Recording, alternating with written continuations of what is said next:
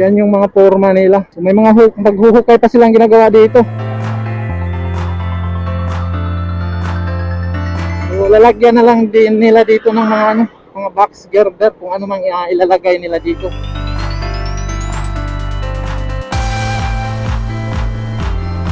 Yan, dito tayo sa ilalim ng mga puno. Papunta pa tayo ng Clark Station. So ngayon dito pa tayo sa may bahagi ng MacArthur Highway. Lilim dito. Sarap magdaan dito ngayon, lalo na wala ganong araw, lamig ng hangin. Ang pangalan nila doon. Pero dito papunta ang Clark, papunta dito. Kung na to, papunta ang Angeles. So yun, ito. Yan daming nagtitinda. Cementerio. Okay, ngayon guys, galing na po tayo ng Angeles Station. At ngayon, papunta na tayo doon sa may Clark Station. Yan, aakit na tayo dito sa may tulay. Dito. Aakit na tayo dito na. Tulay na ito yan. Yun dami nilang mga Christmas decoration na dito. Yun ganda siguro dito pag gabi. Yun ito yung sa may Abacan River yun. Kilo. Gaano kalaki yung ilog, ganon din kaliit yung tubig. Yan oh my goodness, kabaliktaran yung dami ng tubig na nandito. Kitang-kita yung Mount Arayat. May uusok pa sa taas. Usok pa yun. Ako nang development. Dahil nung nagpunta tayo nung nakaraan doon ay mayroon na silang nilagay na isang span na box girder. May mga box girder na sila doon sa gantry na malapit sa SM. Pero yung isang gantry na malapit doon sa kabilang dulo, so ganun pa rin ang niya. So titignan natin ngayon kung ano na ang latest doon sa ginagawang Clark Station. Ngayon binabaybay natin itong MacArthur Highway. So, wala ka nung sasakyan ngayon dahil holiday So yan, kakaliwa na tayo dyan banda. So dito ayan may parang roundabout, kakaliwa na tayo dito. Yun, didiretso na tayo. Ilang metro na lang papasok na tayo dun sa bahagi ng SM. Diyan, kakanan na tayo dyan at nasa na tayo? SM Clark. Yan po yung SM Clark. Yan yung parking nila. Nakita na natin yung gantry dito. So yan pasok na tayo dito sa may ginagawang Clark Station. Dito na tayo. So yan po yung gantry dito sa malapit sa may SM Clark. May nakalagay ng mga box girder. Nakaisang span na ito. At hindi pa sila tumatawid doon sa kabilang poste. At ito, yun may extend na yung barcode nila dito Yan So may extend na yung barcode nila dito. Yan So may mga paghukay na rin silang ginagawa. So yung mga paghukay, barcode nilang bago dito.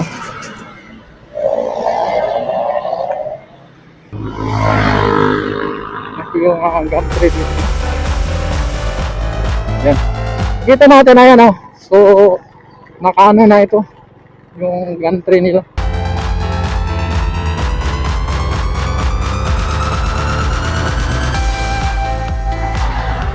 Ito yung gantry number 2 doon sa may yan yung SM gantry number 2. Yan, mayroon na silang nakaisang span pero mayroon pang mga nakahook na mga kable. Pero nabuo na nila itong isang span. Doon sa unahan wala pang mga yan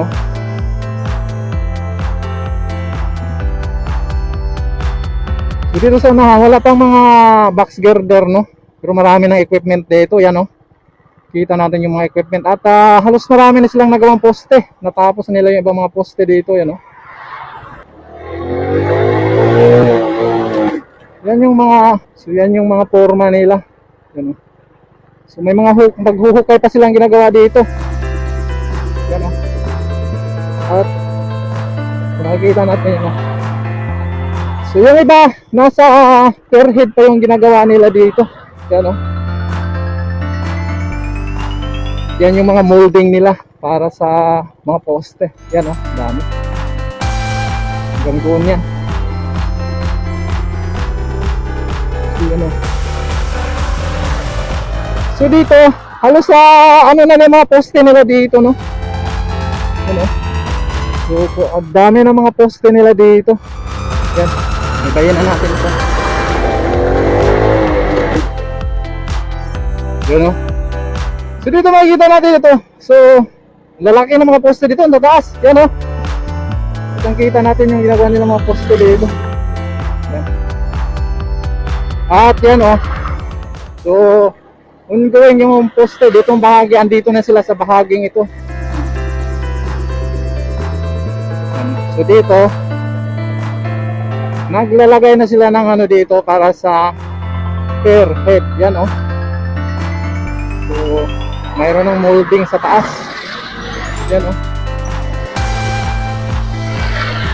So, may molding na sa taas kung ginagawa nila dito. Bahagi na. Yan oh. So pagkatapos mo doon sa ilang metro lang ang layo dito doon sa dinaanan natin Clark station, no? Yung mayroong ano doon. So makita natin dito to. Daming bakal nakalagay dito. Para saan kaya itong mga bakal na dito? Yun. Makita natin, yan po yung gantry isa. So wala pa. At dito, pagdating na sa unahan, maiksi na yung mga poste dyan. Dito. So dito, parang mayroon silang nilalagay na mga ano kaya ilalagay nila ditong bahagi na to, yun. So hanggang doon to yan oh. Yung mga poste na dito yan. So ito mayroon silang mga nakalagay para sa ano mga scaffolding, you know. Siguro parang casting sito ang gagawin nila itong bahagi na to. Hanggang yan, yung kita natin yung gantry doon sa isa. So hanggang doon po yun. So ditong bahaging ito, yan na ba yung gantry nilang isa dyan, no? Yun, ang gantry at may equipment yan. So ito yung gantry number 3 nila. At andyan pa rin yung mga box girder sa baba. So yan po yung box girder sa baba, no? Hindi pa nakakapit, no? At mababa yung mga poste dito. Mababa. So dito, iba na naman yung ano dito.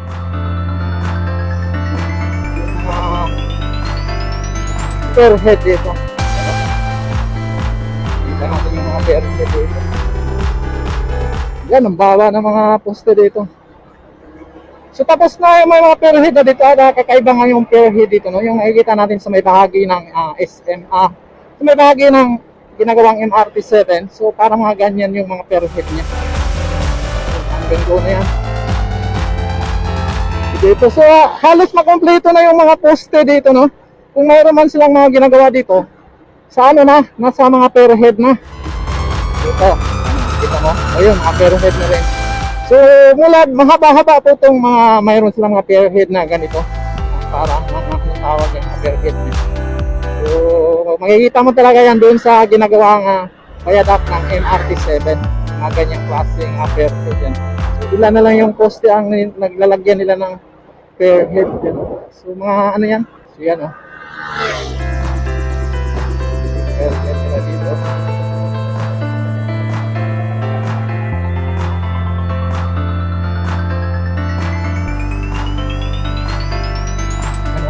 So ito natapos na yung mga portal column nila. Nung nakaraan, dati nating nakikita ito na ongoing yung gagawa nila dito sa portal din. Ngayon tapos na. Tapos na dito bahagi na to. Tuloy-tuloy na itong natatapos nila dito. So lalagyan na lang din nila dito ng mga box girder kung ano mang ilalagay nila dito. At dyan, tatawid na yan dyan sa may bahagi ng expressway.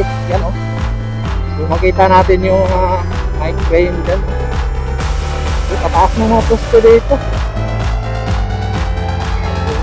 Ayan oh. Ongoing yung construction nila dito. Yan. So ito pa yung bahagi kung saan ay tatawid na sila ng expressway. Yan oh.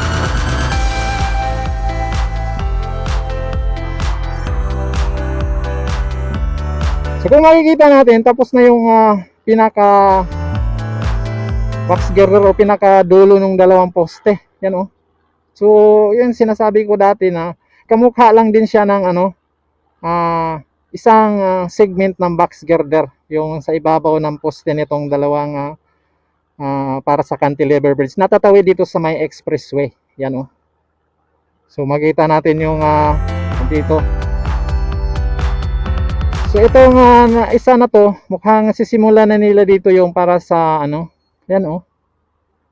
Para sa ano na yan, pagtawid na doon, para dyan na ilalagay nila yung ano dito, yung kanilang foam traveler yan oh. So, dito sa isang poste, meron silang inumpisahan na nila, idugtong na nila doon sa isa para yung foam traveler gagamitin nila para dyan sa may ano, para patawid na doon sa may expressway. So, ito yung mga poste dito, taas, yan oh.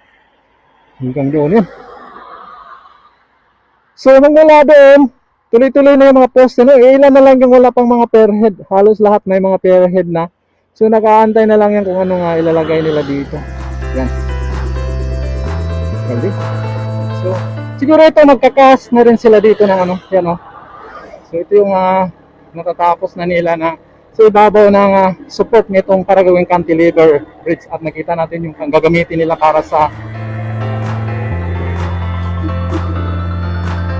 kabila, yan oh. Laki ng ginagawa nila dito. So, magkabila na yung mga foam traveler nila. Yan oh. Halos tapos na yung mga ano nila dito, no? Mga poste, may mga pierhead na. So kulang na lang yung uhin nila yung viaduct. At ditong bahagi na ito, makikita natin yung ginagawa nilang ano, steel girders. Yan oh. Kita natin yung mga steel girders diyan. Kasi yan yung gumagamit sila ng mga portal column na bakal. Yan oh. So yan. Yan po yung ginagamit nila dito ng mga bakal, pati yung portal column nila bakal. At yung pinatungan na nga nila ng mga ano, steel girders.